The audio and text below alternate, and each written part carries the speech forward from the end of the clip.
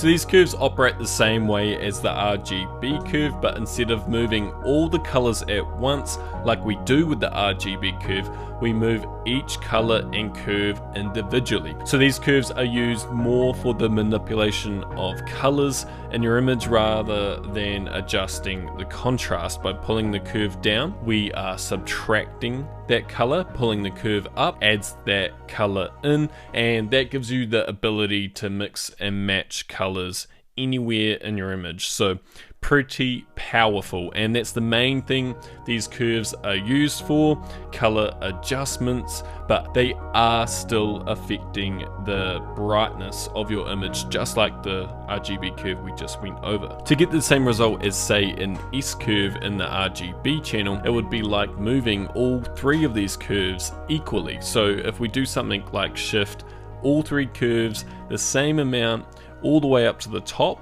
we get white at the top, and all the way to the bottom we get black, just like we did earlier with the RGB curve. So these curves are mostly used for the manipulation of colors, but keep in mind it's still affecting contrast just like the RGB curve. It just isn't always that noticeable, but you'll see later on how these color adjustments are very, very noticeable and sensitive. While trying to remember all these things, color combinations and mixing colors that we'll go over shortly, you also have to remember that working with the red, green and blue channels will also affect the brightness of your image, just like the RGB curve we just went over. So together the red, green and blue curve make up our primary colors. Most of us probably learned the primary colors as red, yellow and blue at school, but red, green and blue are known as the digital primaries that are used to display images on electronic devices. So you'll have to change your thinking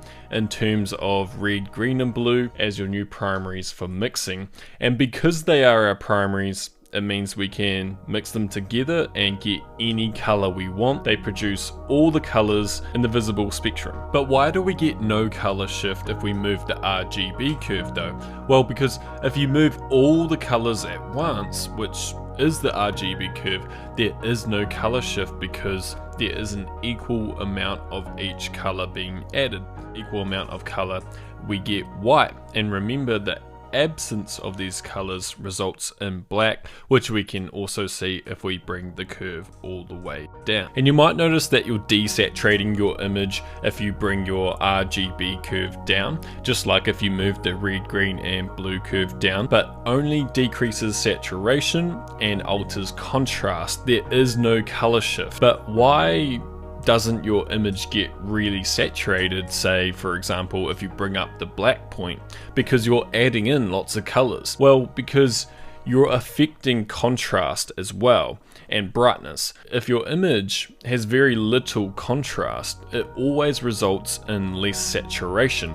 Your image looks washed out unless you add that saturation back in. So let's get perspective on how the RGB curves relate to the color wheel. So if we look at a color wheel, you can see we have the opposite colors to red, green and blue, which are cyan, purple and yellow, and this is reflected exactly the same in the curves. If we bring down the red curve, we get cyan. Bring down the green curve, we get purple. If you bring down the blue curve, we get yellow. By doing this, we pretty much just recreated every color in the color wheel. And if we look at the diagram, you can see if we add all these colors together, we get white, but it has to be equal amounts of red, green and blue that produce white. At default, all the curves are balanced at 100 in the whites and 0 in the blacks. Therefore, there's an equal amount of red, green and blue applied in the curves. If we put all the curves at 80, you can see there's no color shift. You can see that they're all balanced, but just like in the RGB curve, there's just a change in contrast. So when you bring down the red curve, for example, you're not just left with no red colors like if you brought down the red saturation in the HSL, but rather you introduce its opposite color, and in this case cyan. Or a better way to think of it is you expose the other colors that are left in the image. So why cyan in this example? It's not that you have cyan down here in the curves. It's that if you pull the red curve down, you're left with more green and blue, a higher percentage of green and blue, the other two curves in the image. And if you look at a color wheel, you can see cyan is between green and blue, and if we mix those together we get cyan. And this is the same if we take green out, we get purple, because now we have more blues and reds in the image.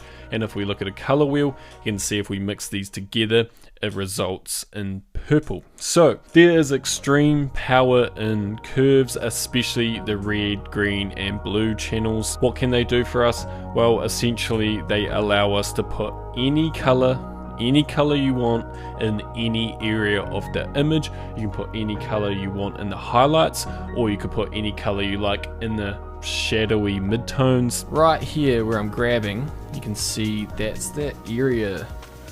That's that shadowy area where we want real rich. We can put any point we want along the curve as well, and we're not just limited to shadows and highlights like we are with split toning, for example. So that's a brief introduction to the curves and their function, but in the next part we'll go over how to actually approach the curves, key rules, key guidelines to follow, different tactics for different styles. We'll go deep into my actual thought process on how I achieve any style I want using curves, and I'll give you access to a bunch of curves for a variety of styles. And make sure you download my images so you can follow along, and there'll be a Q&A section that answers just questions on curves as well.